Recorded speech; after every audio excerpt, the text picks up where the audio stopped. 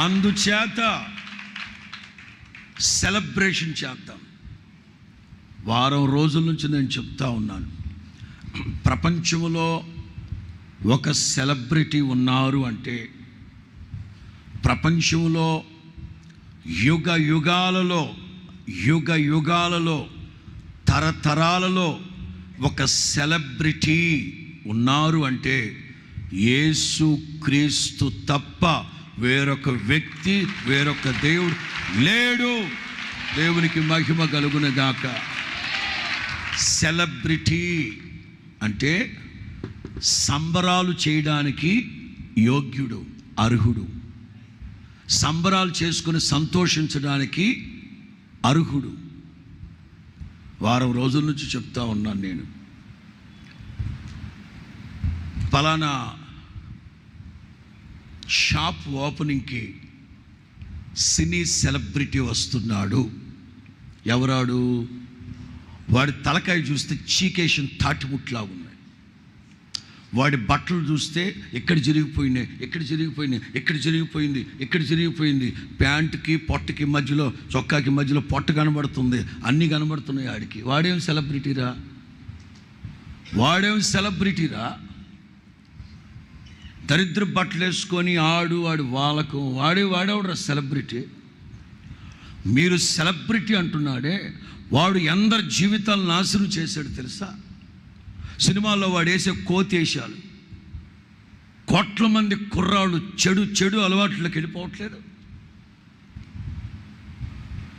ఎందుకురా నువ్వు ఇట్లా చేసావంటే, ఫలానా సినిమా ప్రభావం నా మీద పడింది, ట్రై చేశాను. ఎంతమంది చెప్పట్లేదు ఈ రోజున? వాడేమి సెలబ్రిటీ మాదిరి లేనోడు. ఈ మనిషి కదా నా మనిషి, ఆ మనిషి కదా నా మనిషి, ఆ మనిషి కాదు, వీడేమి సెలబ్రిటీరా అంటే ప్రజలు సెలబ్రిటీ అంటున్నారు. ఇక ఆడకూతురు సంగతి చెప్పనక్కర్లే. బట్టల కొట్టు ఓపెనింగ్కి వచ్చింది. నేను అంటాను, ఒరేవో చేరవకపోయావరా? వచ్చిన ఆవిడేమో తగమాత్రపు వస్త్రాలతో తగ్గింపు అంటది. అదెవర్రా సెలబ్రిటీ? మరి యేసయ్య సెలబ్రిటీ. 10,000లోన గుర్తించదగిన సుందరుడవు నీవు. అంత అద్భుతం. పాలతో కడిగిన నయనాలు గలవాడు. సెలబ్రిటీ అంటే మన ప్రభు అండి. యెరూషలేము కుమార్తెలు వచ్చి అడుగుతున్నారు, షోలమైట్, నీ ప్రియుని విశేషం ఏంటి? అందరి ప్రేమికుల్లాగా కాదా నీ ప్రియుడు? No, my beloved have something special. నా ప్రభు సెలబ్రిటీ. స్తోత్రం చెప్పండి గట్టిగా. మనం ఈ పునరుద్ధానపు సంబరాలు, పునరుద్ధానపు పండగలు చేసుకోవడానికి యేసు క్రీస్తు మరణపు ముళ్ళను విరిచి సమాధిని గెలిచి సంబరాలు అంటే బట్టలు మటను. పండగ అంటే చాలు. బట్టలు మటన్ కొట్టు మస్తాను. ఇవి తప్ప సంబరాలు అంటే ఏంటి? సంబరాలు దేనికోసం సంబరాలు? నాకు బాగా నచ్చిన మాట, మరణము ఆయనను బంధించి ఉండలేకపోయింది. స్తోత్రం చెప్పండి గట్టిగా. మరణపు కట్లని తెంచిన మహిమా స్వరూపి మన ప్రభు. స్తోత్రం. హల్లెలూయా. అంచేత సెలబ్రేషన్స్. యేసుక్రీస్తు చనిపోయి, అదే తర్వాత వాక్యాల గురించి చెప్తాం. ఇంకా అంతటితో చరిత్ర అంతమైపోయింటే నో మోర్ సెలబ్రేషన్స్. ఓ చోట ఒక తండ్రి వాళ్ళ అబ్బాయిని తీసుకొని మార్కెట్కి వెళ్ళాడు.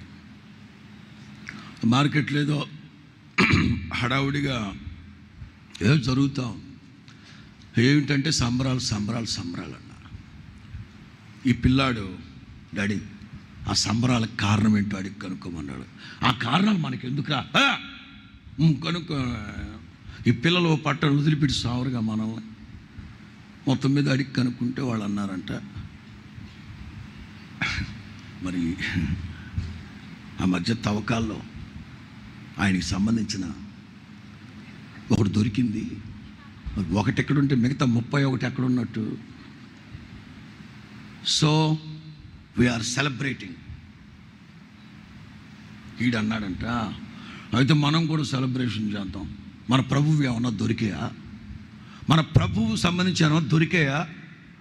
ఒరే దొరకడానికి ఆయన కుళ్ళి కంపు కొట్టలేదురా, సజీవుడై లేచాడు. ఆయన సమాధి తెరవబడి ఉంది. ఇదిగో ఈ సత్యాన్ని సమాధి చేద్దామని మత ఉన్మాదులు సీల్ వేశారు.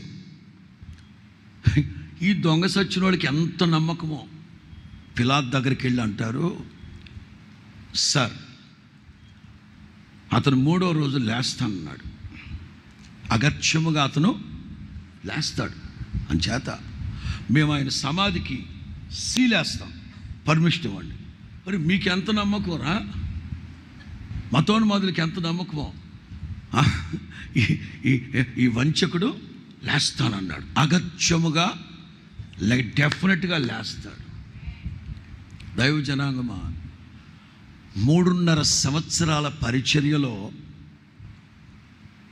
గ్రామమైన కుగ్రామమైన, పట్టణమైన పల్లెటూరైనా, నదీ తీరమైన సముద్ర తీరమైన, కొండ మీదైనా వాగుల్లోనైనా ఇందుగలడు అందులేడన్న సందేహం లేకుండా 3.5 సంవత్సరాల్లో యేసయ్య చేసిన అద్భుతాలకి ఈ పరిశుద్ధ గ్రంథం కాదు, భూమి చాలదు, భూమి పట్టదు. ఆ మధ్య ఒక దైవజనుడు పాట రాశాడు, సాహిత్యానికి కూడా అందట్లేదయ్యా మీ సాహస కార్యాలు. హల్లెలూయా. మొట్టమొదటిగా మనం సంబరాలు చేసుకోవాల్సింది ఏమిటంటే, మరణము ఆయనను బంధించి ఉండలేదు, దేవుడు ఆయనను లేపారు. దేవునికి స్తోత్రం చెప్పండి గట్టిగా. మృతుడునైతేనే కానీ యుగ యుగములలో నేను సజీవుడినై నిన్న నేడు నిరంతరం ఏకరీతిగా ఉన్నాడు ఆయన. స్తోత్రం చెప్పండి గట్టిగా.